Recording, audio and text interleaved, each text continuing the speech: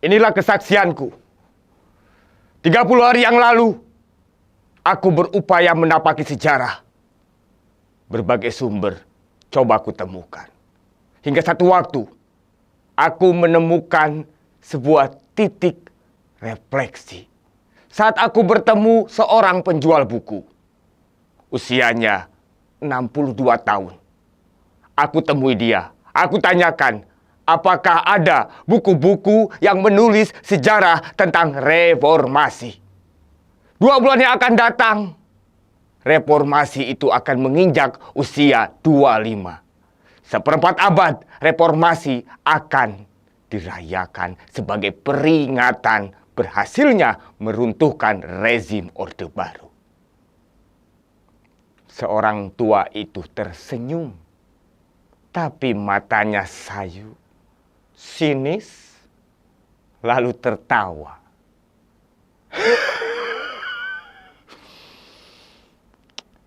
Apa yang kau cari? Buku-buku di sini hanyalah buku-buku baru. Dan mungkin ditulis oleh orang-orang yang juga tidak mengerti reformasi. Setengah jam dari sekarang, aku akan tutup toko. Kalau kamu memang tertarik tentang apa itu reformasi, tentang bagaimana perjalanan reformasi sebelum akhirnya menginjak kepada angka usia 25 tahun, ikutlah. Mampir sejenak, biarkan Bapak berikan secangkir kopi sambil obrol-obrol yang tidak jauh tempat tinggalku dari toko ini. Hal yang sangat tidak kuduga. Apakah seorang penjual buku ini, seorang yang berusia 62 tahun ini, memahami atau pelaku sejarah dari reformasi? Tanpa berpikir panjang, baik Bapak, sungguh tawaran yang menarik. Dan jangan lupa, selain buku-buku di sini, ada banyak buku-buku di rumahku. Rumah sederhana, tapi kaya akan pengetahuan karena buku-buku lama, buku-buku bagus, buku-buku pengetahuan ternyata tidak laku. Aku ikuti setengah jam berikutnya menuju rumahnya. Betul, tiba-tiba dia mempersilakanku duduk di sebuah ruangan yang tidak cukup luas, tetapi dinding-dindingnya penuh dengan gambar-gambar lama.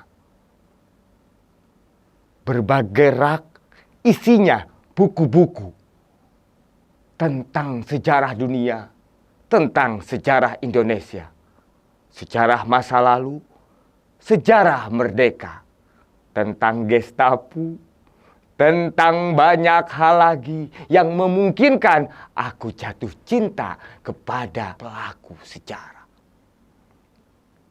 Dia datang tiba-tiba sudah membawa kopi.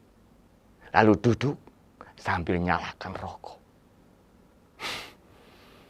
Anak muda, saya tidak tahu apakah kamu memang mahasiswa atau jurnalis atau apa yang seolah-olah tertarik tentang reformasi. Sehingga seperempat abad reformasi kau inginkan pengetahuan lebih, seolah-olah itu adalah sesuatu yang akan memberikan kepuasan, yang akan memberikan kamu bahan peringatan atau mungkin perayaan, yang seolah-olah seperempat abad telah dicapai oleh reformasi ini sebuah perbaikan, seolah-olah semuanya sudah baik sebagaimana tujuan yang diharapkan. Tetapi apakah kamu sadar kamu telah menyinggungku ketika bicara reformasi dan bertanya dan seolah-olah mencari buku-buku tentang reformasi?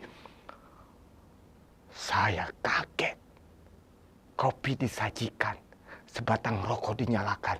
Tiba-tiba dia membuka obrolan dengan sedemikian emosional.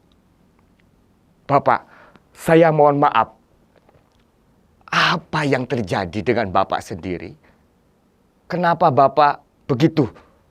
Mohon maaf, saya rasa sangat skeptis berpikirnya. Atau bahkan sinis, atau bahkan penuh penyesalan.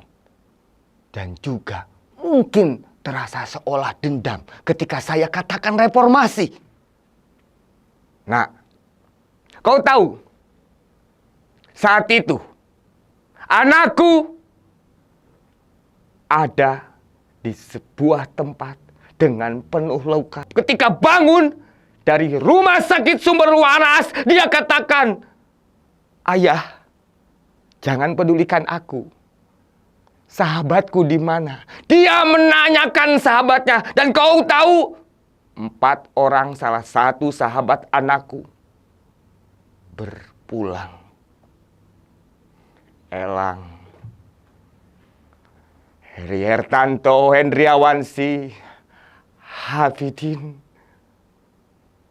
Aku seorang lelaki yang baru menikmati menjadi seorang ayah yang tumbuh di mana anakku cukup peduli kepada negara. Tapi yang terjadi di atas luka-lukanya, dia memperingatkanku, "Ayah, jangan takut atas lukaku, cari sahabatku. Aku melihat lukanya, aku melihat darahnya." Itulah yang disampaikan anakku. Aku ingat 1 tahun sebelumnya, semua gagap gempita menyambut pemilu. Mei 1997, Partai Golkar, PDI, P3 merayakan sebuah gegap gempita, saling kampanye di mana-mana, uang berhamburan di mana-mana. Kita tahu sudah pasti Golkar menang 74%, Golkar memenangkan dan Soeharto melanggengkan pemilu ke-6-nya dan berkuasa. Itu adalah sejarah yang terulang dan sudah tidak peduli. Tetapi saat itu yang terjadi, krisis melanda, semua serba susah. Keuangan, kepercayaan.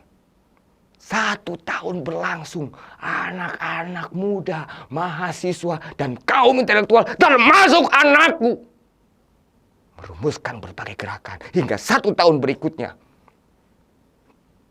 seorang lelaki yang kucintai baru 3 sampai 7 bulan menikmati dunia keilmuan lewat bangku perkuliahan.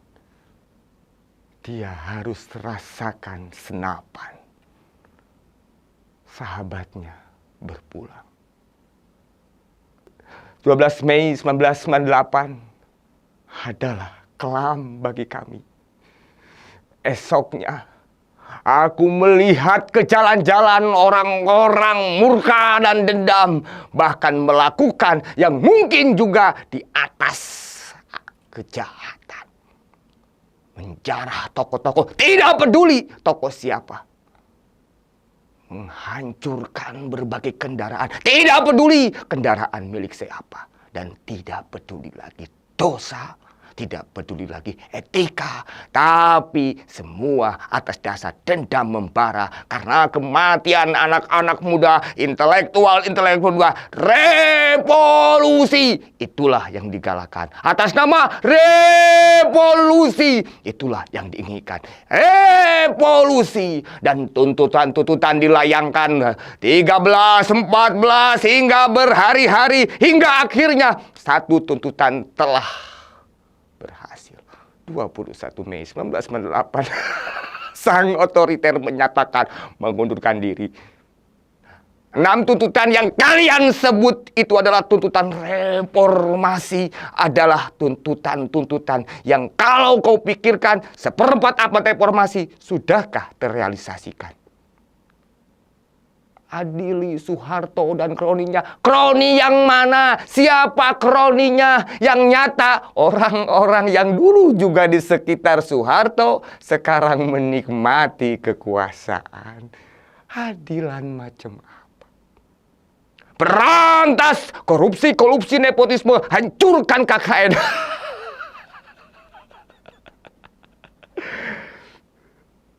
Ratusan hingga ribuan buku ini ketika dijumlahkan halaman-halamannya jauh lebih sedikit dari jumlah orang-orang yang melakukan korupsi pasca reformasi. Nah,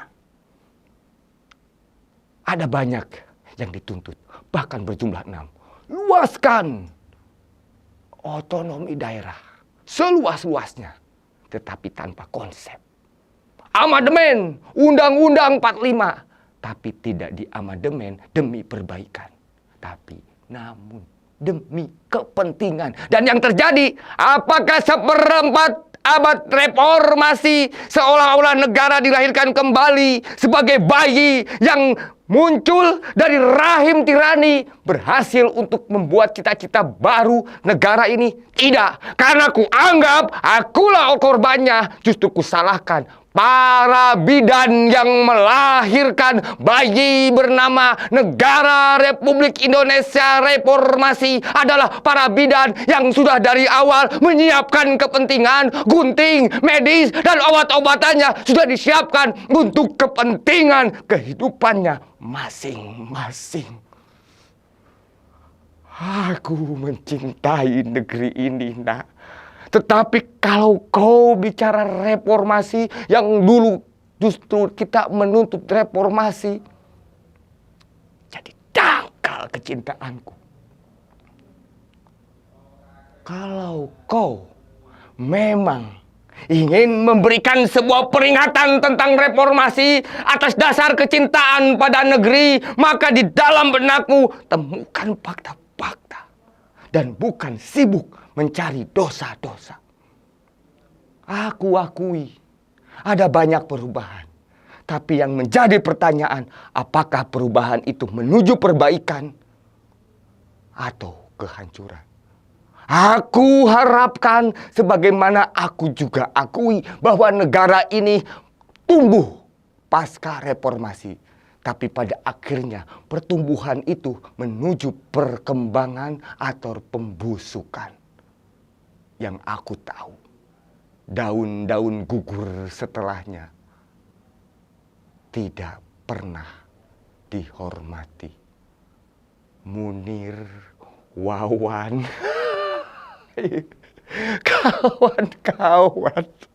kawan-kawan yang mungkin bagi mereka dianggap tumbal perjuangan, tapi bagi kami adalah pahlawan. Apakah pernah dihormati sebagai daun-daun yang gugur untuk melahirkan buah?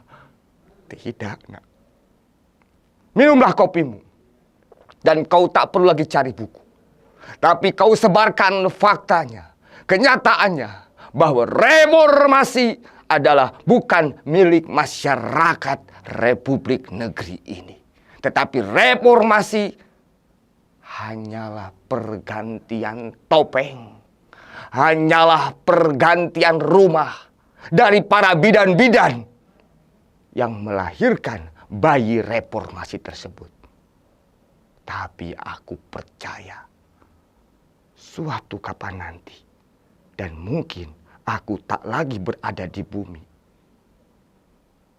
Lewat buku-buku ini, aku bersaksi bahwa dengan keindahan dan warisan Tuhan, negeri ini akan mencapai titik terbaiknya. Bukan karena pikiran-pikiran intelektual atau pikiran-pikiran politik, tetapi karena takdir. Karena aku yakin semesta pertiwi adalah hamba Gusti yang tetap diberkati dan dicintai. Itulah yang menghibur dan yang mendamaikanku. Usailah. Habiskan kopimu. Kalau kau mau makan, makanlah. Tetapi aku akan hendak istirahat. Maaf, mungkin emosional aku, tak karena aku melihat gairah dari caramu bertanya buku reformasi. Tapi aku pastikan berbagai versi itu saling berlawanan. Artinya fakta sebenarnya tidak pernah terkuak sebagai fakta yang dimunculkan. Terima kasih. Baiklah, ini adalah pengalaman yang sangat berharga. Ini sebuah rezeki yang mungkin tadi hanya sekedar berpikir saya mencari buku, tetapi justru saya bisa bertemu. Berapa usiamu, nak, sekarang? Saya baru 21 tahun. Di usiamu itulah anakku berpulang. Maaf, tidak perlu minta maaf. saya sudah tinggal sendiri. Kalau kau mau menemani, silakan. Tidak, kebetulan saya ada agenda berikutnya, jadi saya harus pamit. Tetapi satu hal, sebagai ungkapan terima kasih ini, suatu kapan saya akan berkunjung kembali. Suatu kapan saya ingin memastikan kembali bahwa apa yang disampaikan sebagai kalimat sakti bagi saya tentang kedamaian, bahwa negeri ini adalah karena berkat Gusti, itu akan saya renungkan. Tetapi sampai sejauh itu, kita sebagaimana Gusti perintahkan akan berikhtiar semaksimal mungkin, sebisa mungkin untuk memperbaiki negeri, setidaknya memperbaiki diri kita masing-masing. Hebat kamu, nak. Terima kasih. Sama-sama. Wassalamualaikum. Waalaikumsalam. Saya setelah itu meninggalkan dengan banyak perenungan. Tentu saja apa yang dia sampaikan belum tentu benar, belum tentu juga salah. Tetapi dia hanyalah satu di antara banyak orang-orang yang terlibat di era itu dan yang mungkin merasakan yang sama. Bahwa reformasi itu hanyalah topeng baru atau bayi baru yang dilahirkan dengan para bidan yang sudah menyiapkan obat-obatan dan segala alat medis, sehingga ketika bayi itu tumbuh tidaklah memperbaiki rumah sebagaimana semesta pertiwi. Kesaksian ini kusampaikan di dalam pertanyaan-pertanyaan dalam diri. Ada apa yang akan terjadi pada negeriku? 25 tahun reformasi berjalan.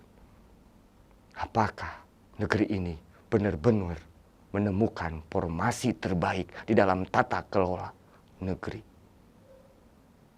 Aku, kamu, kita, selama masih meletakkan kecintaan pada negeri, dan lu berhenti saling salahkan atas nama sejarah kini dan yang akan datang, maka masih ada dan akan terus semakin menguat harapan akan tumbuhnya perbaikan di dalam negeri. Tetapi kalau kita justru semakin meruncingkan kekuatan-kekuatan untuk saling menyalahkan dan lupa akan kecintaan negeri, maka reformasi adalah bentuk kuburan menuju mati negeri. Selamat 25 tahun reformasi. Jangan berhenti berjuang. Salam pergerakan Indonesia.